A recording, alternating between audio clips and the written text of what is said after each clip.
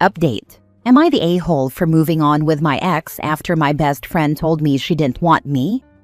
Original post. I, 24 male, have been friends with Chloe, 23 female, for 5 years. We met in college, and over the years, she became one of the people I could always rely on. Someone who showed up when I needed to talk, who knew my family, and who felt like a constant. Because of that history, when she told me a few months ago she was planning to visit my city, I was genuinely excited at the idea of finally spending concentrated time together, outside of brief catch-ups and text threads. A few days before her visit, she admitted something that surprised me. She said she'd had feelings for me for about 3 years. It was awkward and vulnerable in the best way, and once she arrived, we did end up hooking up. The chemistry was obvious, but so was the history. By the end of the visit, I realized my feelings were more than casual. I told her I had real feelings for her and wanted to see whether we could build something more permanent.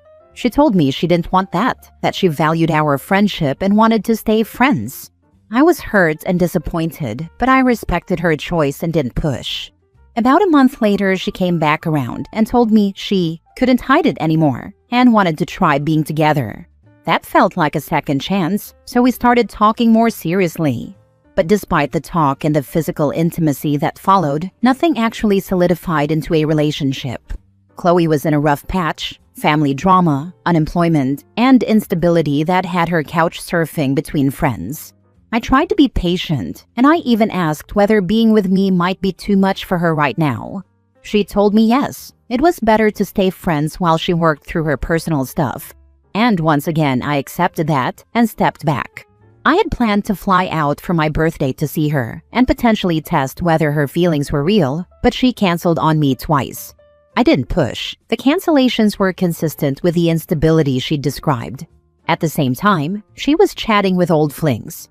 I tried not to let it bother me because she had told me definitively that we were just friends, so I assumed she was free to see other people. A little later, my ex, 22 female, reached out. We had broken up on relatively good terms, and after time apart, both of us wanted to explore reconnecting, slowly, cautiously. Because I didn't want to hide anything or be disrespectful, I told Chloe right away that I was seeing my ex casually and that I wanted to take it slow. Her reaction was intense. She got mad, ghosted me, then reappeared sending flirty messages. At one point, after explicitly saying she didn't want a relationship, she texted, "But I miss you and your bed." That oscillation left me confused. I eventually moved forward with my ex because Chloe had twice told me she didn't want a relationship, and because my planned birthday trip had been canceled repeatedly. When I mentioned spending time with my ex and meeting her family, Chloe exploded. She accused me of leading her on, said I was choosing someone else over her, and cut me off. The next day, she was reposting TikToks with captions like, "When he makes you cry like this," and "Men ain't shit." What hurts is that I never lied to her. I asked for clarity multiple times, and she told me twice that she didn't want a relationship. I respected that decision. She was the one who flip-flopped, canceled on plans, flirted after telling me no, and then reacted as if I had betrayed her when I moved on. So, am I the a-hole for moving on after she made it clear she didn't want me? Now for the top comments before reading the update. Chloe don't really want you, dude. I think I got caught up in thinking everything was real because of how she confessed and everything like that. Wish I saw the sign sooner. She was definitely playing her options out. The periods of flirting with you heavy, then silence. Repeating speaks volumes. She doesn't really like you, my man. Not a good friend either. Forget her. Yeah, I guess I just really believed her when she said she'd had feelings for me all those years. Hey, live and learn, bro. Most of us have been there at least once. I'll share a piece of personal information that drastically helped my perspective and my relationships with women. I have a sister 2 years younger than me. We are really close, like super close. When I was 24, I was having this fling with a girl I really liked, a similar situation to you. We knew each other in high school. We had been messing around for 6 to 7 months. I met her family. She met mine, etc. Then all of a sudden, she started getting more distant and weird, blah blah. I'll never forget the words my little sister gave me. Don't chase anyone. If a girl likes you, she'll make time for you. No matter how busy she is, she'll find time to spend with you. It was so refreshing. I know it sounds stupid, but 14 years later, I still thank her for telling me that and for getting me to believe those words. No mature woman who genuinely has feelings for you is going to play the game your friend did with you. Plain and simple. Sometimes people do this thing like your friend exhibited, where they get mad at you for moving on. Not because they truly like you, but because they can't have you as a safe option. Someone to BS with late at night. Someone to use as the occasional booty call. Screw those people. Now for the update days later. So I didn't expect my original post to blow up the way it did, but thank you to everyone who commented. It actually helped me put a lot in perspective. A lot of you said Chloe just wanted attention and to keep me as a backup, and after this week, I can't even argue with that. Here's what went down. A few days ago, I'm on my lunch break, literally driving to Culver's, when Chloe calls me out of nowhere. I let it go to voicemail. Against my better judgment, I called back and asked if she meant to. She said no. She was actually trying to call another friend whose name is right next to mine. I said no problem. She wished me a good day, and that was that. Except it wasn't. About an hour later, she calls again. I ignore it. Texted. Another accident? She doesn't answer, but then calls me again. This time I pick up. She tells me, I don't like this game. I know I probably hurt your feelings. I'm not mad at you, just the situation. I said, yeah, I was hurt. She threw away a 5-year friendship over a mess she created and strung me through. She said she understood, then hung up because her mom was calling. Not even 5 minutes later, she texts me. Says she can't call again but can text. Then drops this bomb. When I said I loved you, it wasn't in a friend way. I reminded her that I told her multiple times I had feelings too, and she's the one who wanted things back to normal, and later told me a relationship was too much. I laid it out. She rejected me twice. Honestly, 3 times if you count when I asked straight up if we were just friends and she said yes, about a month and a half ago. Her reply, I bet you have a whole new girl and never even liked me in the first place. Not true at the time, and I did have feelings for her truly. So I asked, how can she be mad at me for moving on when I was literally doing what she asked me to do? I told her if anything, we should have kept it at a friendship level to avoid all the mixed signals. She fires back, I don't want to be friends. I asked why she reached out at all. Her answer, because I didn't know if you would ever give it a chance. So I spelled it out clearly. I did give it a chance. Multiple times. She said no. Thrice told me she didn't want a relationship. Twice canceled trips I planned to see her. At that point, I had no choice but to move on. I told her my decision is final. I've moved on and I wished her the best. She replied, please no. But I stood firm, told her I respect her and wish her well, but I'm not going back. So yeah, this confirmed everything you guys warned me about. She wanted me as an option, not as a choice. And the second I stopped playing along, she couldn't handle it. Good for you for seeing her for who she is and standing firm. Let her play her games without you. Yeah, I finally see it now. Standing firm was hard, but probably the best decision I've made in a while. She showed you who she is, and that she never wanted you as romantic partner. She wanted you to follow her around like a lovelorn puppy. You, OP, are not the a-hole in this situation, and I wish you the best with your love life. Yeah, looking back, I was basically the emotional support animal, loyal, patient, and apparently waiting for scraps. Honestly, in your place, I'd unfollow and block her, or she'll continue to inject drama into your life and create problems with your girlfriend if she can. Tell her drama is too much for you. You wish her a good life, then block. Your continued sanity will thank you. Yeah, at this point, blocking her feels less like being petty and more like self-care. Next story. Am I the a-hole for telling my wife to marry her freaking therapist because I am freaking done? After our oldest son was born, my wife decided not to return from maternity leave and to be a stay-at-home mom. 6 months later, we started noticing missed milestones and other concerns. We expressed our concerns to his pediatrician, who said milestones were just guidelines and not to worry. Around this time, my wife started to get anxious and frustrated more and more. She said something was wrong with our son and we needed to help him. We went to a second pediatrician, who gave us take-home evaluations to do. They stressed out my wife, who said she couldn't fill them out because she was afraid of accidentally answering wrong. I did my best to fill them out, but since she was the stay-at-home parent, I needed her help on certain parts because some questions were phrased, "How many times per day XYZ?" and I needed information from her to answer that. She got very frustrated during this process and said I wasn't supporting her. The pediatrician diagnosed our son as autistic when he was almost 2. My wife was upset by this, and the pediatrician recommended she see a therapist, as parents of autistic children sometimes struggle, especially the parent who spends the most time with the child. In some ways, that's the last time I ever saw my wife. Her frustration and anxiety only got worse. She's a completely different person now.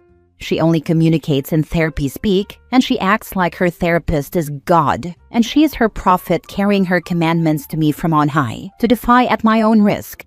Here is an example of some of the insane things her therapist has apparently told her over the years. Our son is emotionally abusive. He was 3 when she said this, because he intentionally withholds affection. I'm emotionally abusive because I canceled a date with her after she called me a loser, and I didn't want to spend the evening with her. I am sexually abusive because I told her I didn't want to have sex with her after an argument to punish her. Fights don't get me horny, but that's my fault, I guess. I am financially abusive because I told her I didn't think we could afford another baby, that we ended up having anyway because she wore me down. I am physically abusive because I put my arm out to stop her from walking into the kitchen when I was sweeping glass off the floor. Our son is physically abusive because he accidentally kicked her while throwing a tantrum. He was 5. Those are just a few examples. I have more, but the post is already too long. As I mentioned, she wanted to have another baby. I thought it was a bad idea. I have actually been trying to convince her to go back to work so we can afford specialized care for our son, but even bringing up the idea is, you guessed it, abusive. Well, we had the baby, which I thought was a bad idea, but that's in the past now. Our second son turns a year old soon, and for the past year, my wife has acted like our older son and I are the enemy forces against her and our younger son. She no longer is providing our older son with any care. I had to scale back at work so I could drop him off and pick him up from school, but that wasn't sustainable. We were bleeding money. I finally found an after-school program for him, which is expensive, but it allowed me to work the hours I need. I told my wife it's not fair to our older son to ignore him and treat him like he isn't around. Obviously, the baby needs more attention, but it's wrong not to give our older child any. It also isn't fair to me, because I hardly ever get to interact with our younger child since I have to do all the care for our older child, and she always has the younger. She said her therapist told her that, in a way, our older son actually killed her first baby because he is the disease that replaced him. I said I don't care about her therapist. This is about our family, and she is neglecting us. She said her therapist said neglect was a weaponized term.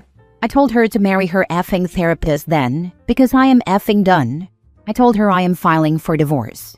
She lost it when I said that. She said I can't talk about her therapist like that. I'm trying to alienate her from her support person, and that's abuse. I talked to my friend who is a lawyer to get a recommendation for a divorce lawyer, and he told me it's an a-hole thing to do to insult her therapist, because therapy is important, and it's not the therapist who told her to neglect our kid, hopefully. This therapist ruined my marriage and turned my wife into a crazy person. How am I wrong for insulting that? But if my own friend disagrees, I guess I might need a reality check. That is not a therapist, but a parasitic enabler. To be fair, the therapist only hears her side of the story, and who knows how she portrays both the son and the husband. Her son having killed her first baby because he's the disease part is in no way sane whether they hear only her side or not. Not the a-hole. You're a far better person than me because I would have gone nuclear a long time ago. I say that as a woman. It should have been over the moment she started neglecting your older son. Looks like she just wanted to discard him and have a do-over baby. What an absolute monster. Well, at first I thought the neglect was maybe a symptom of postpartum depression or something like it. But now it's been a year and the neglect has been permanent, so I have to act. Honestly, I feel like she pressured you into the second child as a do-over for your first child. She wanted a healthy child, and now that she has that, She's gonna keep acting like your first child is just an added burden to ignore. That is absolutely what happened, and I sort of knew it at the time. Let me be clear, I love both of my children very, very much, but I did not want to have a second baby at that time. She kept at me and at me and at me, and finally I gave in. I love him and never have nor ever will regret him, but that's absolutely what happened. Last story. Am I the a-hole for quitting my marriage? I recently filed for divorce after 6 years together, 2 years married. I have a 15-year-old stepdaughter and a 17-year-old stepson. They are amazing kids academically, they stay out of trouble, and they treat people with kindness. After 2 years of marriage, I filed for divorce because my soon-to-be ex refuses to hold them accountable for not completing their chores or picking up their rooms. The chores consist of emptying or filling the dishwasher and taking out the trash, bare minimum. My ex has had multiple talks with them, and it gets better for a week or so, and then all of the burden falls back on me. I get minimal help from him as well. The kids are continually rewarded by him with electronics, shopping sprees, concerts, floor seats, etc., even when they are not fulfilling their small tasks at home. I am the primary chauffeur to and from school because my stepson is too lazy to get his license. I take them to all of their appointments, school activities, etc. My father passed away less than 6 months ago unexpectedly, and I begged for help around the house while I figured out my new norm without the rock of our family here any longer. I was completely disregarded and told I overreact when things don't get done by my ex. It's been about 3 years of me asking for a united front and support with equal household responsibilities. Every time I tried to talk about it, he would go into complete defense mode and start picking out things about me that bothered him. Honestly, it always turned into an argument, and I would shut down in defeat. The icing on the cake is he questioned my integrity and trust by bringing up someone from my past, over 6 years ago, and whether they had reached out to me when my dad passed away, which is a very sensitive topic for me. I spiraled out, handed my ring over, and filed a couple weeks later. After everything I've done for my blended family, personally, this never should have been a question.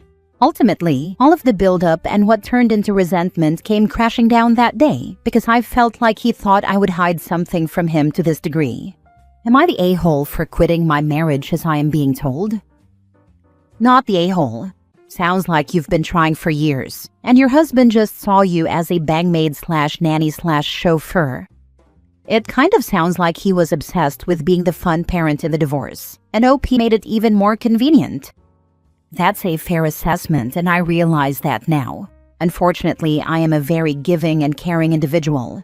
I hate to see people struggle, which is what I am working on today. Setting boundaries to avoid these types of situations in the near future. Not the a-hole. You didn't quit your marriage. You quit being a doormat. You quit being the maid. You quit being the chauffeur. You quit being in-house pussy. You quit being married alone. You quit the BS. Now go live your best life, OP. Best of luck. Agreed. OP. Once the shock wears off at just how much they don't care about you at all, you're gonna be so relieved you left.